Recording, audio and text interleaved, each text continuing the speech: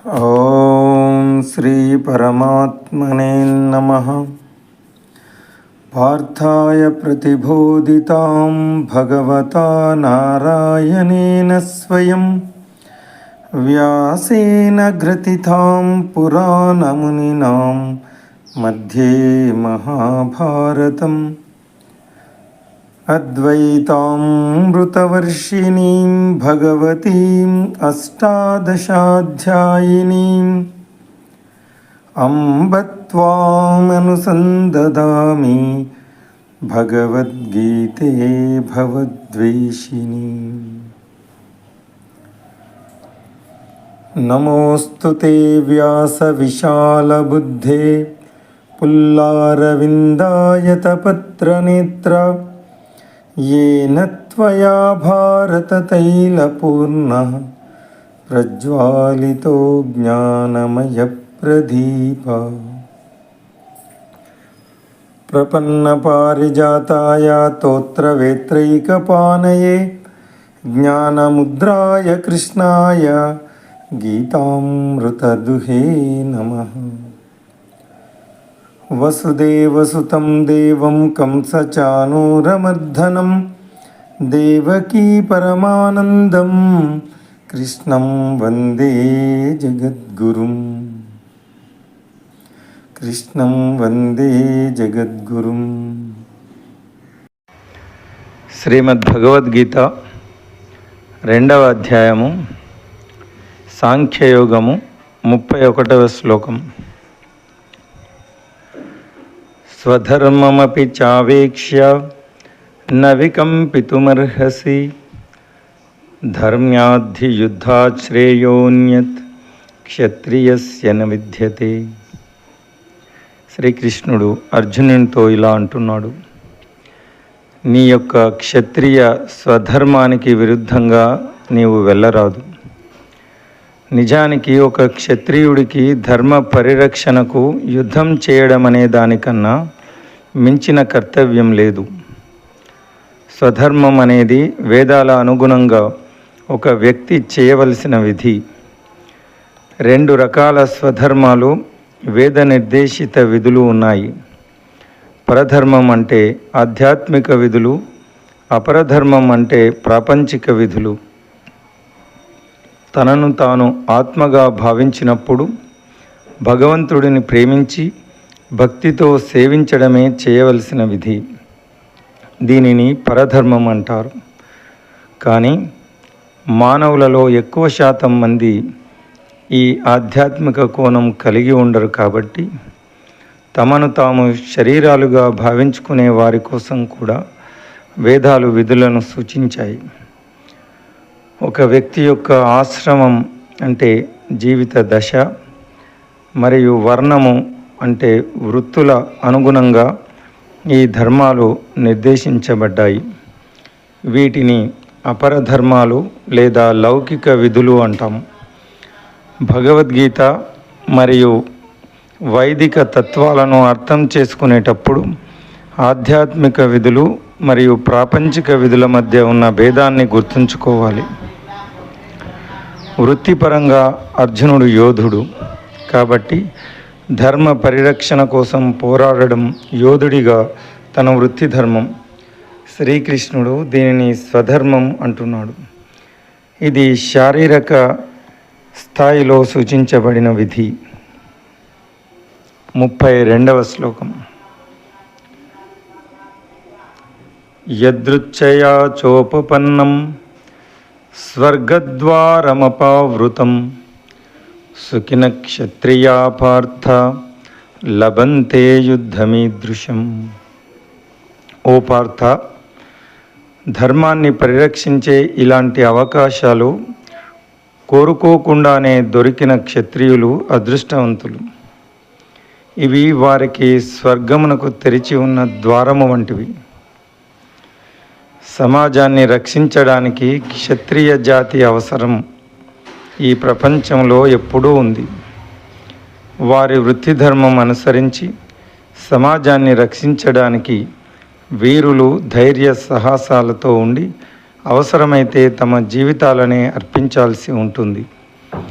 వైదిక కాలంలో జంతువులను చంపడం సమాజంలోని మిగిలిన వారికి నిషేధించబడిన అరణ్యాలలోకి వెళ్ళి యుద్ధ విద్య అభ్యసించడానికి జంతువులను వేటాడి చంపడాన్ని క్షత్రియ యోధులకు అనుమతించారు.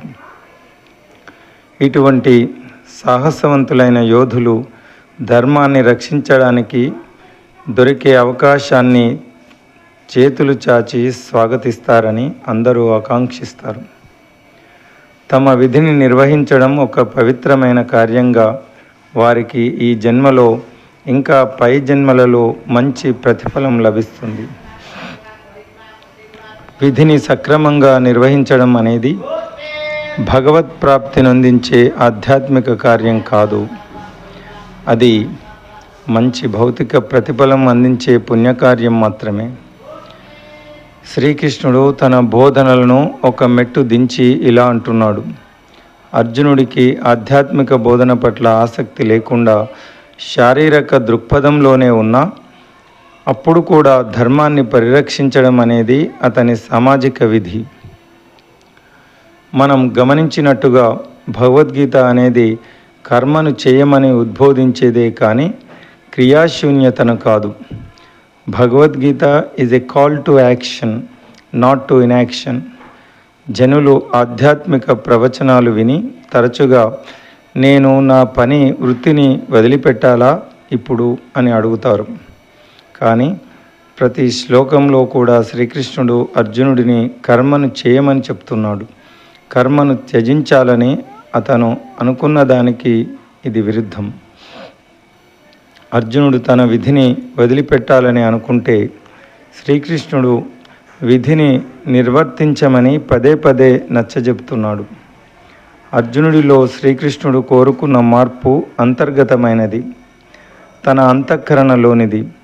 అది బాహ్యమైన కర్మ పరిత్యాగం కాదు. కృష్ణుడు ఇప్పుడు ఒక అర్జునుడికి తన విధిని చేయకపోవడం యొక్క పరిణామాలను వివరిస్తున్నాడు. 33వ శ్లోకం. అతచ్చేత్వమిమం ధర్మ్యం సంగ్రామం న కరిష్యసి తతస్వధర్మం కీర్తించ హిత్వా పాపమపాప్యసి. కానీ ఒకవేళ నీవు స్వధర్మాన్ని, కీర్తిని విడిచి ఈ ధర్మయుద్ధాన్ని చేయడానికి నిరాకరిస్తే తప్పకుండా పాపాన్ని చేసిన వాడవవుతావు. యుద్ధ భూమిలో ఒక యోధుడు అహింసావాదుడు అయితే అది కర్తవ్య ఉపేక్ష అవుతుంది. అందుచేత ఒక పాపపు పనిగా పరిగణించబడుతుంది.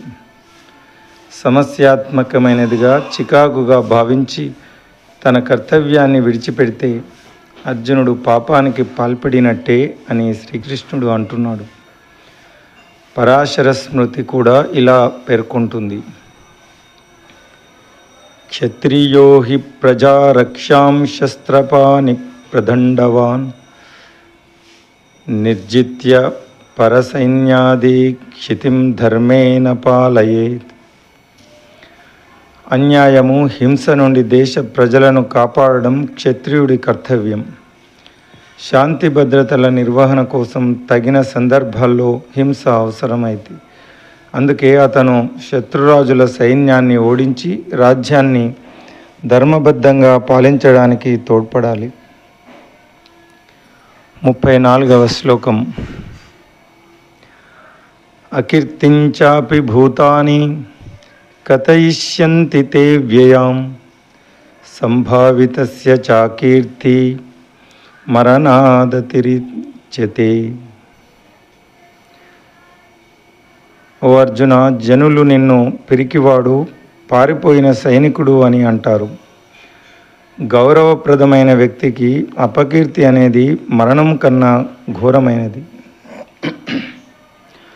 గౌరవప్రదమైన వ్యక్తులకు సామాజిక ప్రతిష్ట చాలా ముఖ్యమైనది. క్షత్రియులకు సహజంగా ఉన్న గుణాలు వారికి కీర్తి, గౌరవం చాలా ముఖ్యమైన వాటిగా భావింపజేస్తాయి. వారికి అగౌరవం, అపకీర్తి అనేవి మరణం కన్నా నీచమైనవి. ఉత్తమ స్థాయి జ్ఞానాన్ని అందుకోకపోయినా కనీసం ఈ నిమ్న స్థాయి జ్ఞానం వల్లనైనా ప్రేరణను పొందవచ్చు అని శ్రీకృష్ణుడు అర్జునుడికి గుర్తు చేస్తున్నాడు. యుద్ధ భూమి నుండి పిరికితనంతో పారిపోయిన సైనికుడిని సమాజం నుండి వెలివేస్తారు. తన కర్తవ్యాన్ని విస్మరిస్తే ఇంతటి అపకీర్తి, అగౌరవం అర్జునుడికి కలగవచ్చు. 35వ శ్లోకం. భయాద్రణాదు పరతం మంస్యంతే త్వం మహారథ ఏషాంచత్వం బహుమతో భూత్వా యాస్యసి లాఘవం.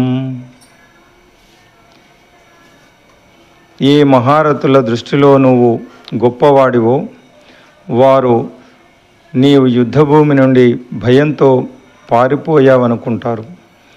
అలా వారికి నీ మీద ఉన్న గౌరవం పోగొట్టుకుంటావు. అర్జునుడు ఒక మహాయోధుడు. అంతేకాక కౌరవ పక్షాన ఉన్న భీష్ముడు, ద్రోణాచార్యుడు, కర్ణుడు వంటి అత్యంత సాహసవంతులకు కూడా గట్టి పోటీ ఇచ్చే ప్రత్యర్థి. ఎంతోమంది దేవతలతో యుద్ధం చేసి కీర్తి సంపాదించుకున్నాడు. వేటగాడిలా మారువేషంలో వచ్చిన శివుడిని కూడా పోరాడి మెప్పించాడు. అతని సాహసానికి, నైపుణ్యానికి మెచ్చి పాశుపదాస్త్రం అనే దివ్యాస్త్రాన్ని పరమశివుడు అతనికి బహుకరించాడు. అతని విలువిద్య గురువు ద్రోణాచార్యుడు కూడా ఒక ప్రత్యేక అస్త్రం ఇచ్చి తన దీవెనలు అందజేశాడు. ఇప్పుడు యుద్ధ ప్రారంభానికి ముందు అర్జునుడు యుద్ధభూమి నుండి వెళ్ళిపోతే తన బంధువుల మీద ప్రేమతో ఇలా వెళ్ళిపోయాడు అని ఈ వీరయోధులకు ఎప్పుడైనా తెలుస్తుందా? అతనిని పిరికివాడు అని, తమ బల పరాక్రమాలకు భయపడి పారిపోయాడు అని వీరంతా అనుకుంటారు.